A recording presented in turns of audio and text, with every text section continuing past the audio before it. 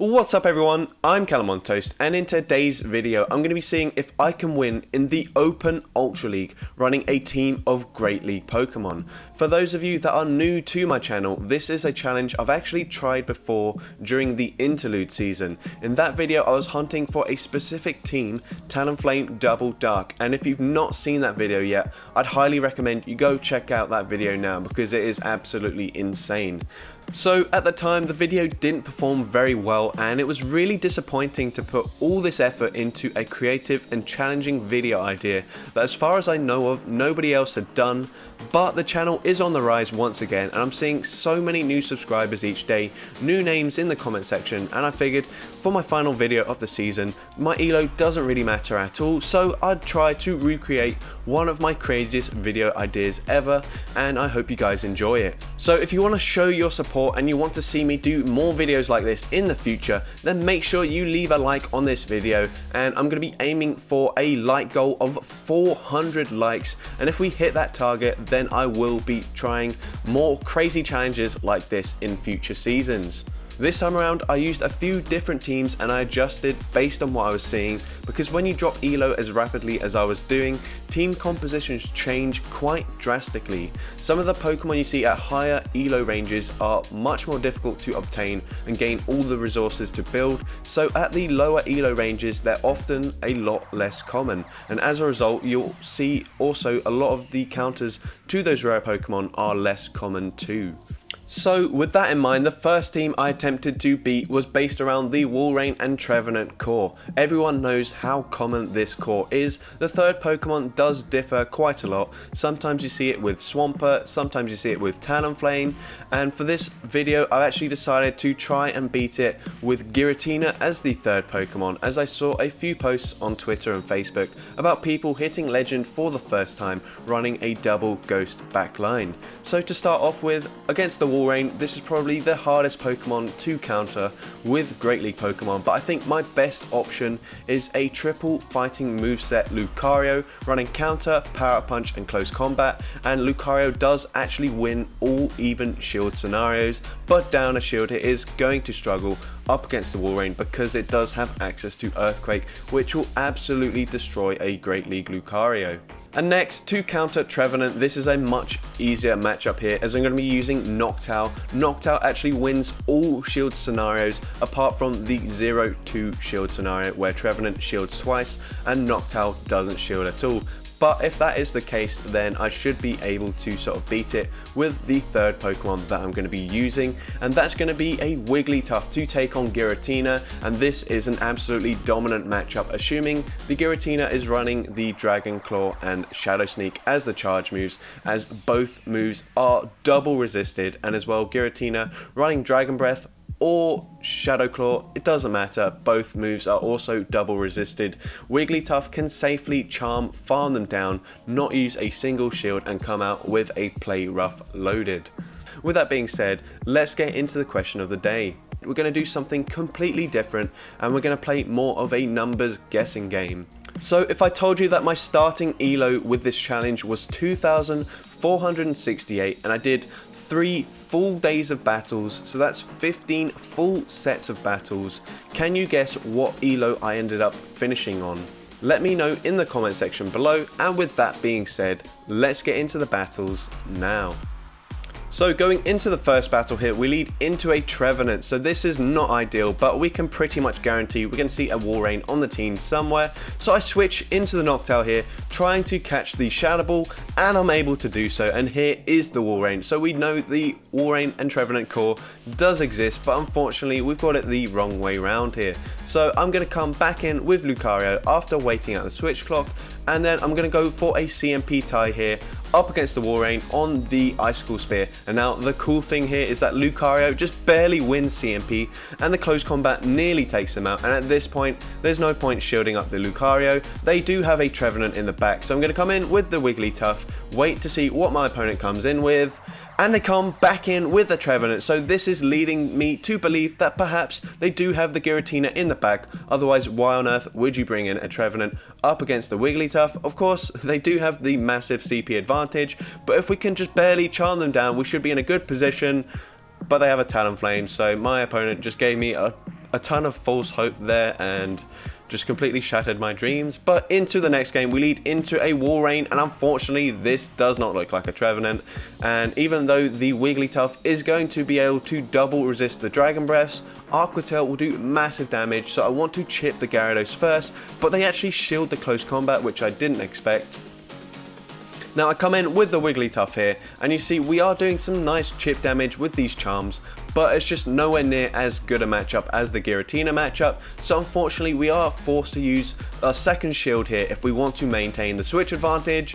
But at this point the Walrein is going to be able to just farm me down and come out with nearly an Earthquake loaded, and it doesn't really seem like there's going to be an awful lot that I can do here, so I'm going to come in with the Lucario here. They are 4 away from the Earthquake, so I catch it on the Noctowl.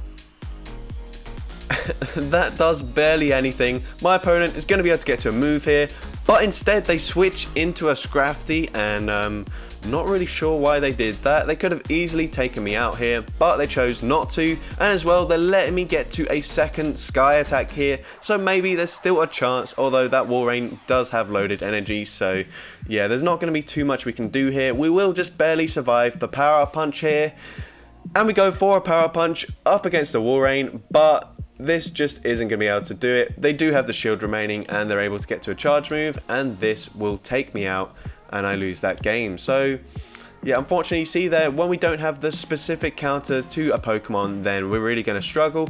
Into the next game, we lead into an Obstagoon, and finally, my opponent has a Giratina on their team. Wigglytuff is absolutely going to destroy this Giratina, and there's absolutely nothing they can do about it. We can just fully charm, farm them all the way down here. They're going for Dragon Claws. It is the better move of Dragon Claw and Shadow Sneak, but we're easily going to be able to farm them down here and come out with still a decent amount of health remaining, and we're able to take out the Giratina here. We do have a Play Rough loaded. They come in with Cresselia. Now this is going to be a bit of a problem. Cresselia just super bulky. We do have the Shadow Ball on the Noctowl, but honestly that's not going to do very much damage at all.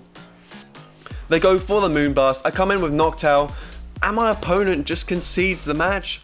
I'm so baffled by that. I don't know what they were thinking there, but hey, I'm happy to get a win, but you guys know me, I'm not satisfied with that one win, so I went at it and I kept on going, and here you can see a slight change to the team. We dropped a ton of Elo, and Swamperts were a lot more common in my opinion than the Trevenant, so we come in with a Shadow Shiftry here, and we are resisting these confusions, and as well I'm calling that this is just a Grass Knot. It is, but that actually does quite a lot of damage. I'm going to go for the Foul Play here up against the Cresselia, really hoping that they let it go through, and they do, which is perfect, but unfortunately they do just barely get to another charge move here. There's no point shielding here. We have barely any health remaining. I come in with Lucario, and unfortunately I have to tank 2 confusions there. They come back in with the Florges here. I'm going to shield this up, and I'm going to farm up a ton of energy, as close combats, even though they're resisted, should actually deal a decent amount of damage eventually, but we just want to chip it with the counter damage first. They switch into a Pangoro, and now this is actually really good for me. I bait with a Power Punch, we get the shield. I'm going for a close combat now, and then I'm going to try and catch the move on the Wigglytuff, and I'm able to catch, but then I realized that I actually had a Play Rough loaded, and I could have just switched in earlier, taken out the Pangoro, and I would have had nearly a close combat, and that probably would have done just about enough damage to take out the Florges with the counter damage. But unfortunately, because I debuffed my defense, I lose that game, so a massive mistake by me. Now into the next game. At this point we got on so low that the most common team that I was seeing was Obstagoon Double Charm, and it was absolutely destroying me, so I was just like, you know what, it's time to just fully counter this team. Now you see here on the Machamp I'm actually not running Rock Slide, and the reason for that is firstly because, well, in the Fighting Cup I ran it with close combat, but as well I really want that extra fighting damage to take on Pokemon that are weak to fighting that aren't named Obstagoon, because otherwise Cross Chop is super effective, but you know, from a Great League Pokemon, it's just not going to do too much. We're just barely able to farm down that Articuno here. We go for a Poison Fang, and I'm going to instantly switch into the Nidoqueen. My opponent switches out into a Togekiss, so potentially this battle is still on. We're going to Poison Fang them here. They no shield it. Actually, they don't even have shields remaining, which is perfect, and I'm able to farm them down with the Poison Jabs there. Go for a Poison Fang up against the Obstagoon.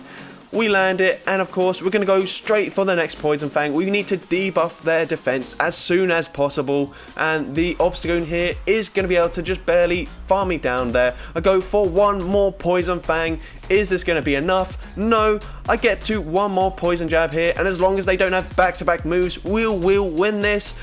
But they do, and that is so agonizingly close, but we do end up losing that game as well. They went for cross chops. Don't know if they were running Night Slash or not, but that was so disappointing. But into the next game here, we lead into a Sizzle here.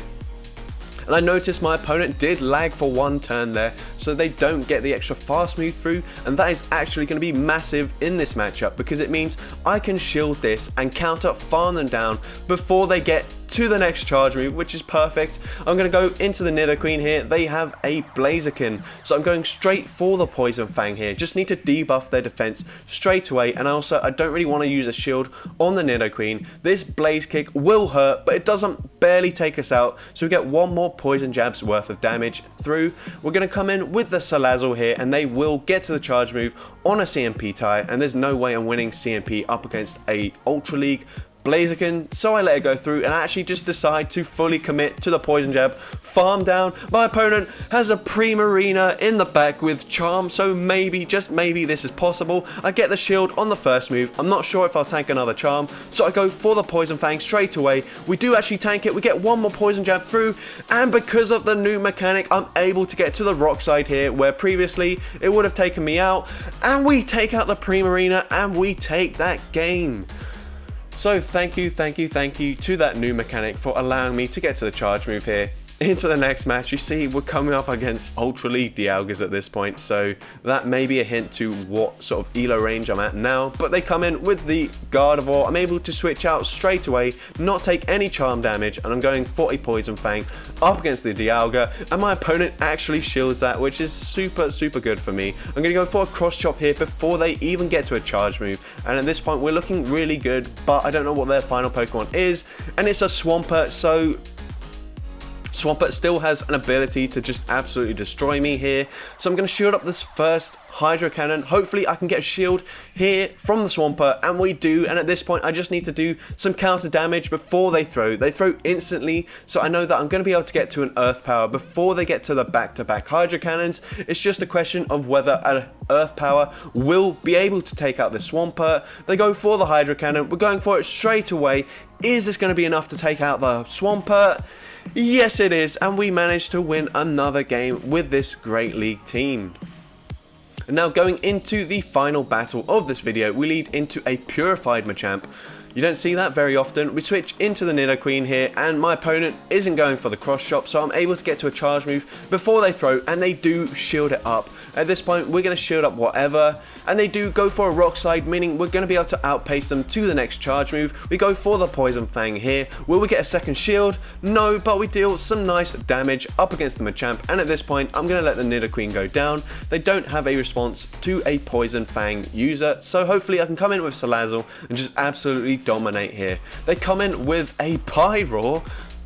Did not expect to see that. I'm going for the Poison Fang, then I'm going to instantly swap into the Machamp, get some counter damage off. My opponent tries to catch the cross chop there, but I don't throw straight away, and I'm able to get to a rock slide here up against the Sylveon. That actually does some decent damage here. I'm going to go for a full Poison Jab, farm down. I'm barely able to get it, and I go for the Dragon Pulse, but the game lags, and let me tell you, if I hadn't already won a few battles, I would have been so frustrated with that battle there. I'm not sure if the Dragon Pulse would have KO'd, but that really annoyed me. And I will say as well, I did actually manage to win a couple more battles, but they were against some like really dodgy teams, so I just chose not to include them, make this video a little bit shorter, and I hope you did enjoy those battles. So that's going to be it for today's video. If you did enjoy it, then make sure you leave a like, leave a comment, let me know, and as well, don't forget to respond to the question of the day for a chance at a shout out in my next video. And as well, once again, we're seeing so many new people watching my channel at the moment, which is absolutely awesome. And if you want to stick around, if you want to see more videos like this in the future, then make sure you hit that subscribe button and also turn on post notifications, so that way you're notified whenever I upload a new video. So with all of that being said, let's get into the shoutouts now. So firstly, I want to say that Waterfall, Shadow Sharpedo and Gust Shadow Staraptor were by far the most common responses in the comment section, and I can't shout out all of you guys, so I will just choose 3 different responses. So firstly, we've got Alberto Herrera, who mentions Waterfall as well, but this time on Shadow Gyarados and in the Fossil Cup specifically, as the Waterfall damage was absolutely devastating even on Registeel, and I know firsthand, having used a triple water and flying team in the Fossil Cup, that Gyarados was actually a very good response to Registeel as long as you shielded up the Zap Cannons. Next, we got Valor11, who said they liked running the Shadow Hippowdon in the Summer Cup. Hippowdon is another Pokemon like the Mightyena that actually learns all 3 of the Elemental Fangs, and as well it learns Bite, so it has a ton of really high damage, high pressure, fast moves, and as well it does learn the Weather Ball Rock for some good coverage, so it does have a bait charge move as well, which is really handy when you do have these slower energy generation fast moves. And finally, we've got Yveltal Pokemon, who says Darmanitan Galarian, and they've actually got a really high attack weighted version as well, and also Rampardos. So these 2 Pokemon are absolutely glass cannons, and I've never faced up against either of them in Go Battle League, so very spicy picks there from Yveltal. So with that being said, thank you all so much for watching today's video, and I hope you have a great rest of your day.